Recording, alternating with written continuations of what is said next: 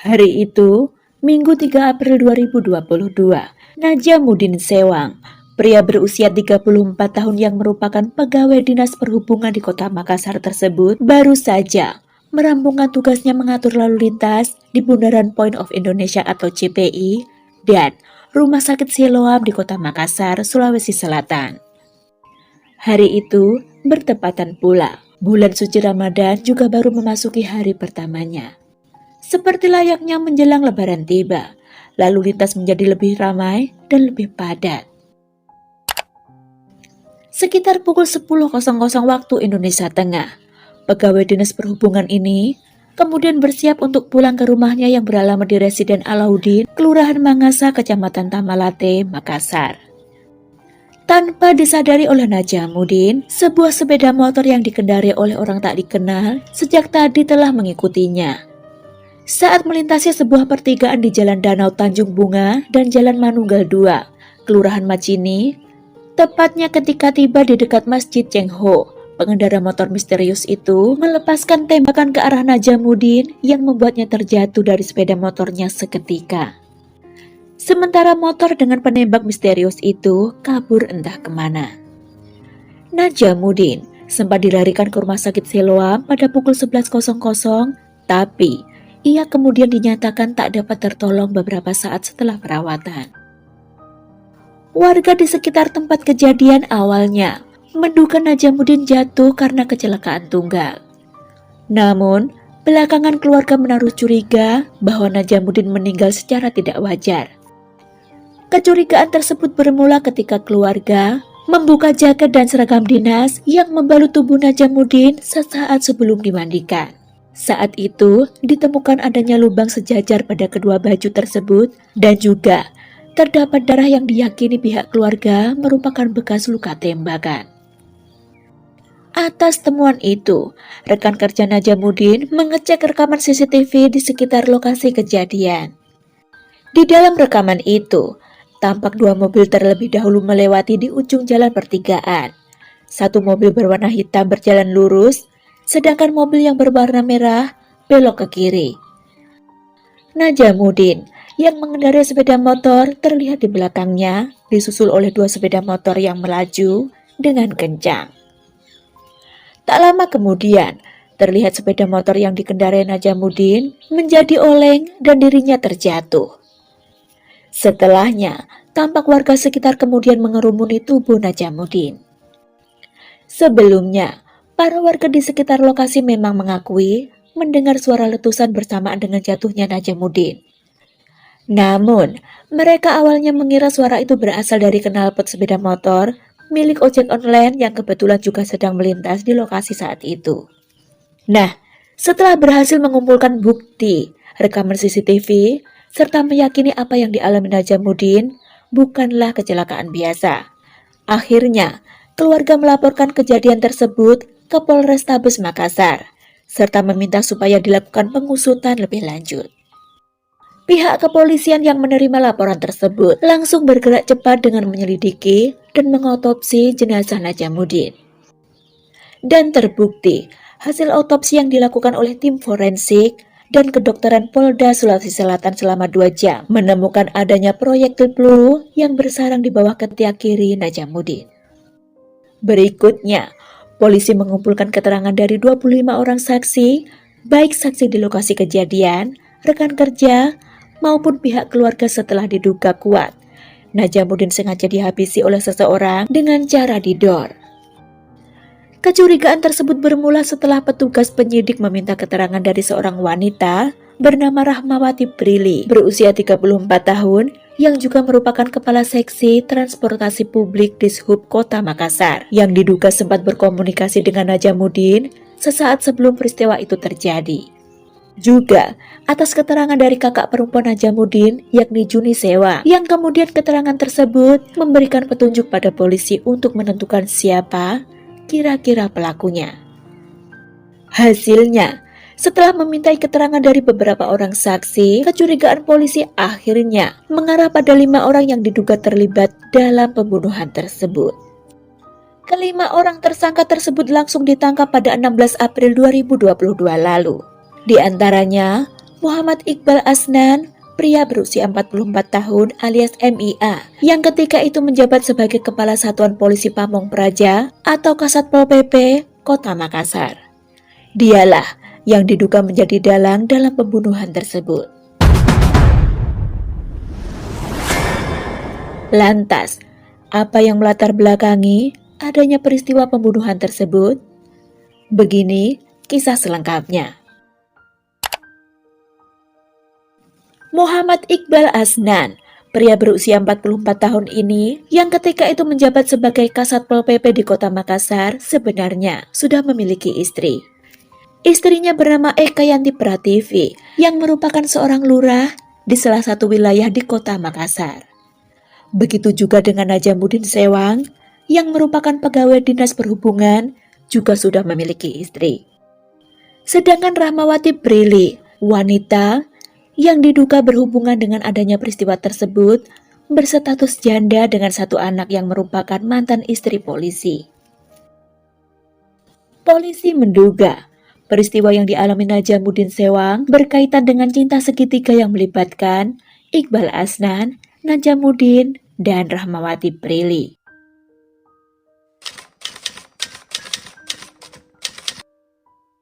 Cinta segitiga di antara mereka bermula saat Iqbal Asnan mulai dekat dengan Rahmawati. Ketika itu, Iqbal yang masih menjabat sebagai sekretaris di Satpol PP kemudian dimutasi sebagai PLT Kepala Dinas Perhubungan tahun 2019. Saat itu, Rahmawati masih sebagai staf biasa di Dinas Perhubungan. Keduanya pun berinteraksi begitu dekat, hingga benih-benih cinta kemudian muncul di antara keduanya.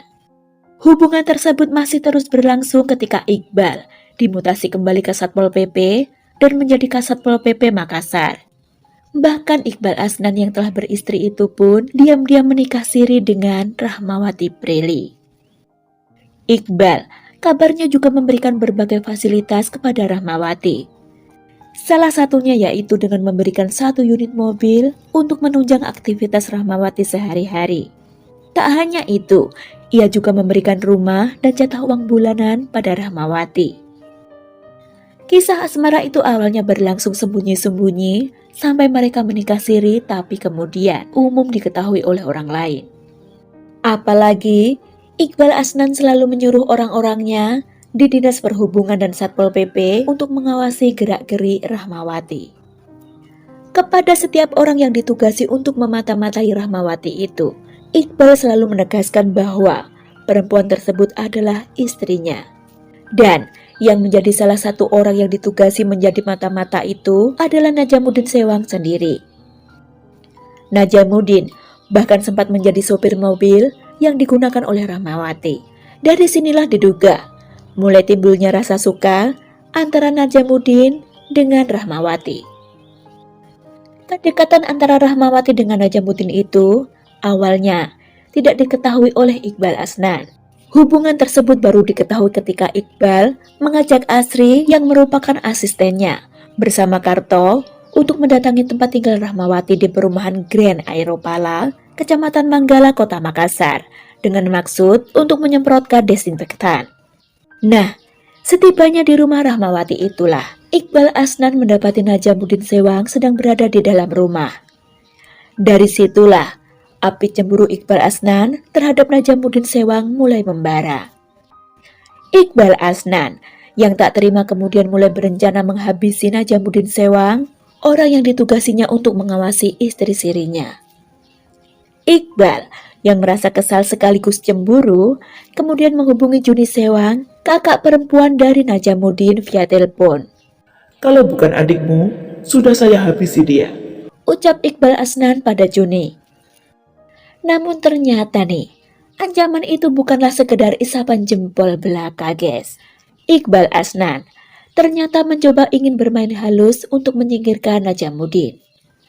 Awalnya, ia meminta bantuan orang pintar alias dukun untuk mengirimkan santet pada Najamuddin.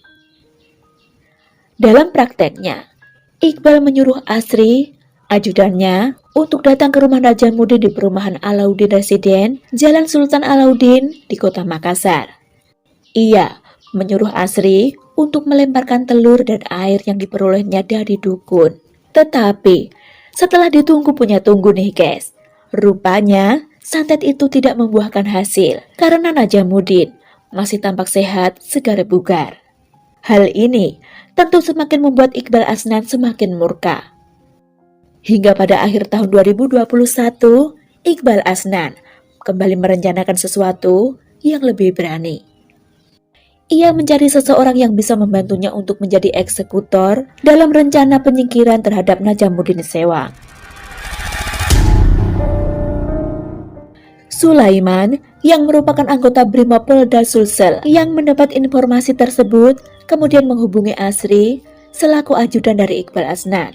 Ia ingin memperjelas kembali informasi yang diperolehnya. Asri kemudian meminta Sulaiman untuk bertemu langsung saja dengan Iqbal Asnan yang saat itu masih menjabat sebagai Kasatpol PP.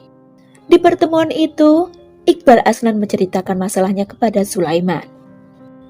Ada masalahku ini. Ada yang ganggu istriku. Ucap Iqbal pada Sulaiman. Kenapa bisa diganggu? Tidak tahu juga. Intinya, dia sering datang ke rumah istri saya dan saya sudah pernah mengancamnya akan saya bunuh. Tapi dia masih tetap mendekati istri saya. Ucap Iqbal lagi. Jadi bagaimana Mauta? Tanya Sulaiman. Kamu mau saya suruh eksekusi? Tanya Iqbal lagi. Namun kemudian dijawab oleh Sulaiman bahwa ia tidak berani melakukan itu. Iqbal lalu meminta dicarikan orang yang berani melakukan itu dan menjanjikan imbalan pada Sulaiman. Sulaiman kemudian menyampaikan apa yang dikatakan Iqbal Asnan kepada rekannya yang merupakan anggota Brimopolda Sulsel, yakni Khairul Akmal. Khairul menyetujui untuk menjadi eksekutor karena kebetulan saat itu ia sedang membutuhkan uang. Asri ditugaskan untuk menemui Sulaiman dan Khairul Akmal lalu menunjukkan foto serta tempat tinggal hingga kegiatan Najamuddin Sewang.